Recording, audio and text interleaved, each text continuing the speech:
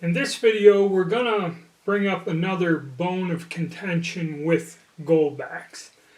Okay, like I said, I'm going to break it down into each thing. One of the biggest complaints about Goldbacks is to verify if there's actually gold in there. It's a new idea and a new concept. Polymer banknotes are being issued by some countries, and there are some sort of banknotes that have actual small gold bars or little discs in them and sealed in the actual note itself. So the biggest thing is, well, how do you verify it? Well, unfortunately with Goldbacks, the only way you can is you have to have faith in the fact that it's in there. Okay, I've seen some people take like a bunch of 50s, chop them up, put them in a crucible, and there is a video from years ago where a guy did this. He took about a ½ ounce worth of gold in Goldbacks, cut them all up into little bits, melted them down in a crucible, burned off the plastic, and actually had a lump of gold that he measured to be roughly close to a ½ ounce. Okay, so that has been proven. But for the average person or someone that doesn't really watch YouTube or, doesn't believe what the video is, to prove this, I got the Goldbacks and I went out and I purchased, and I did, these are real because I purchased them from Money Metals and I have the receipt. And in this bag here, starting from the left, I got a 1/500th of an ounce gold round, if you want to call it, a 1/200th, and a 1/100th, and also I have a 1 gram of gold in there. So what I did is I took my Metalytics Pro, and the lowest reading you can do on that machine, and that thing costs over $2,000, costs over $2,000. The lowest setting on there is for 1 gram. And the machine, even with the little sensor probe, if you try to slide on a card, a gram or even a gram coin underneath the sensor, it has a very difficult time reading it because you got to remember that machine uses 2 sensors, runs an electric current through it, and it does find things in the metal, the Pro does, which is a little bit better than the other models, but it has trouble reading the gram, okay, because of the thinness. So what we're going to do is we're going to cut from this, we're going to go into where I set up the Metalytics.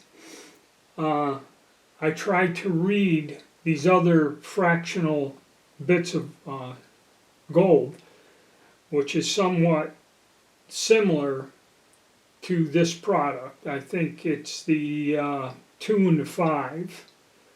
And the Goldbacks themselves get no reading whatsoever. Even I tried putting a stack of 100, there's no reading, nothing in there.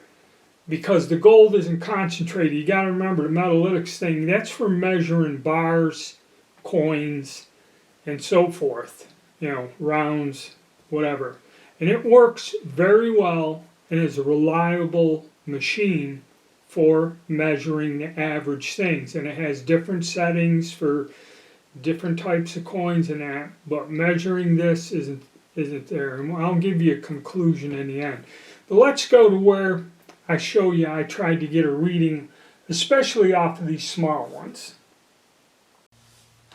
Alright, we have our Sigma Metalytic tester, and I got it set. The lowest I can do on gold is 1 gram. Okay, this machine isn't set up to really test anything smaller. So we'll try this one. And see, it's kind of showing you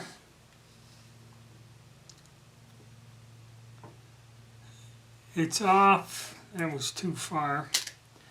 Let's try this PAMP in the card.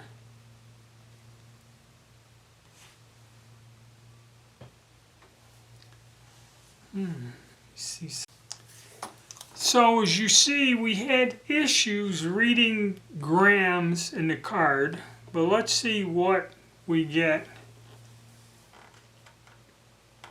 with the probe.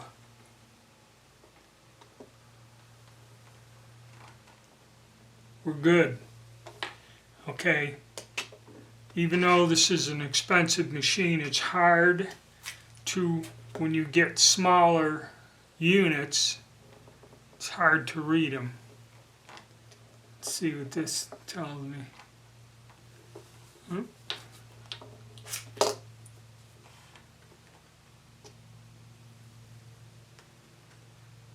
It's cellophane. I think is kind of a pain.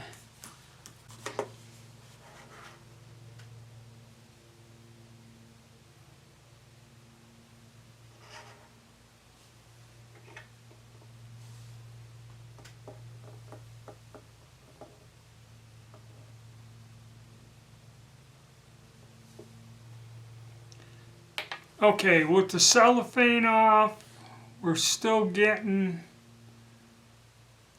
red reading, but now we took the cellophane off. When we press the sensor down on it, the wand, it's right in the middle. Okay, so we're going to say it's good.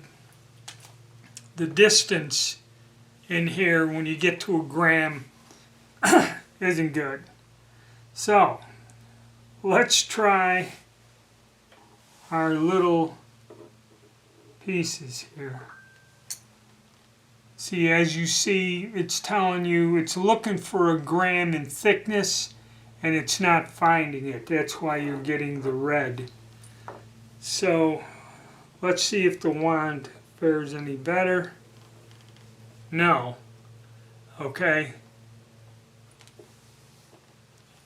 So the small one can't be read by this machine. Okay. Let's go with the 1/200th. And again, it's telling you, see, because this is set for 1 gram. And even with a 1 gram bar, you're getting a funky reading. So let's see what the wand tells us. And even with the wand,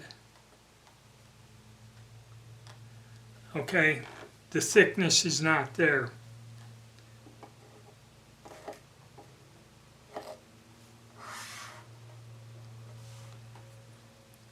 But we may fare better with the 1/100th.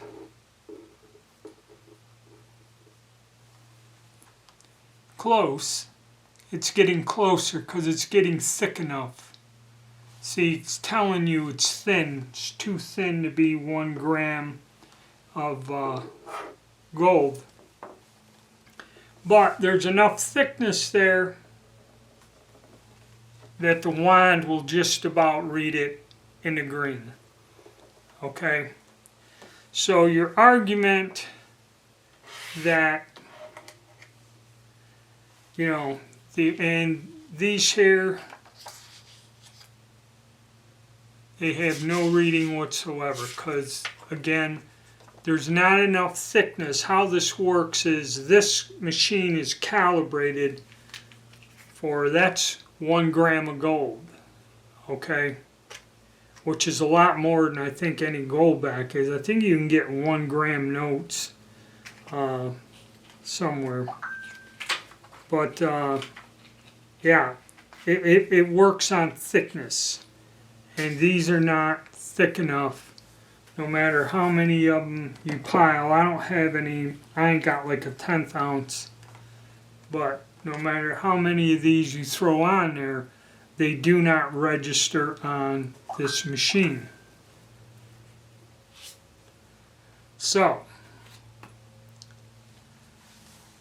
even, I'll give you a conclusion here. Let me put this up. Okay, as you see, I couldn't really get a reading other than maybe the 1/100th of an ounce. Okay, did kind of indicate it was gold. The 1 gram bars, a little bit difficult, but I did get a positive reading with the sensor when I pressed down and actually pushed the sensor to where just a thin blister of the assay card was there. It's supposed to read through those cards and plastic holders and everything else, but as you've seen, even reading the minimum, it was tough to get a positive reading. This one here, I had to take the cellophane off of it, and then I got a reading that was close to the green. Okay, so as you see, verifying fractional gold is hard, and trying to melt down like a quarter or something, okay, you need, I think, 2,000 of them or something, or 4,000 of these quarters to make up an ounce of gold. So you'd have to melt down a huge pile of them and get your ounce of gold recovered out. But there are a couple videos that they use X-ray fluorescent device. They do sell a desktop. I seen a guy in a coin shop had this desktop thing that you open it up, put a sample in there, turn the machine on, and it reads out there, and it'll tell you if it's 24 karat gold. And a young man went in the store and gave him a 5 and a 10 or something, put them in there, and they showed gold. And then the guns that you'll see a lot of people use the gun or they have it set up, those cost, well, the desktop ones I found cost anywhere from $6,000 to $8,000, and then the guns themselves start at $28,000 and go up. Okay, and I seen a guy. He was at a coin show, and a guy took one note. Could have been a heavier one, like a 50 or 25 or something, put it up against the gun, hit the gun, and the gun showed that it was 24 karat gold. So with extremely expensive equipment, you can get a positive reading, okay, off of them. But I could not demonstrate that, unfortunately. So, yes, you know, much like the money in your wallet, what makes it worth something is you have confidence that there is value behind it, okay? That's what you have to look at Goldbacks. That's about the only thing, and the confidence kind of is not there 100%, okay?